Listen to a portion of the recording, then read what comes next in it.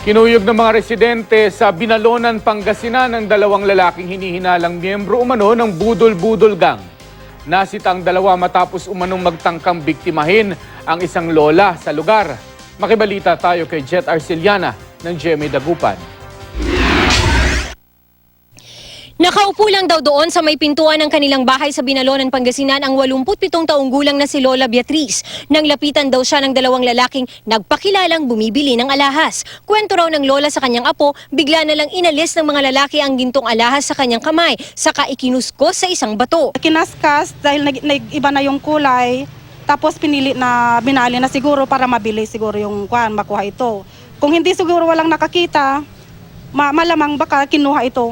Naghinalang pamilya ng lola na mga miyembro ng isang budol-budol gang ang dalawang lalaki, kaya kinuyog nila ito. Agad namang dumating ang mga opisyal ng barangay para umawat sa gulo. Dahil sa galit ng mga tao doon na pagsamantalaan, talagang susugodin sana pero inawat ko. Nasa kustodiya na ng pulisya ang dalawang inireklamong lalaki na nakilalang sina Billy Benigno at JJ Velasco. Itinanggi nilang mga budol-budol sila at legal daw ang hanap buhay nilang namimili ng mga alahas. Hindi kami masama, bumibili talaga kami.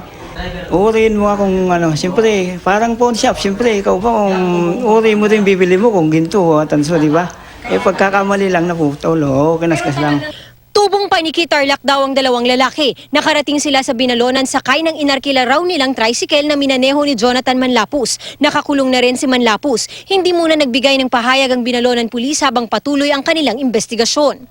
Sa bayan naman ng Bani, na-recover ng pulisya ang isang kotseng inabandona ng mga umano'y carnapper sa Barangay Chep. Ayon sa pulisya, kinarnap ang kotse madaling araw nitong Lunes habang nakaparada sa harapan ng isang apartment sa Dagupan City. Hindi ito yung typical na karnaping ng isang na ginagawa ng isang grupo, no. Ang suspetsa namin mukhang napagtripan lang yung sasakyan, tapos hanggang maubos lang yung gasolina, iniwan na yung sasakyan. Patuloy ang investigasyon ng pulisya sa pagkakakilanlan ng mga carnapper. Binabalikan din ng mga otoridad kung may mga kuha sa CCTV camera sa lugar kung saan kinarnap ang nasabing kotse. Jet Arceliana, Nagbabalita, Pilipinas.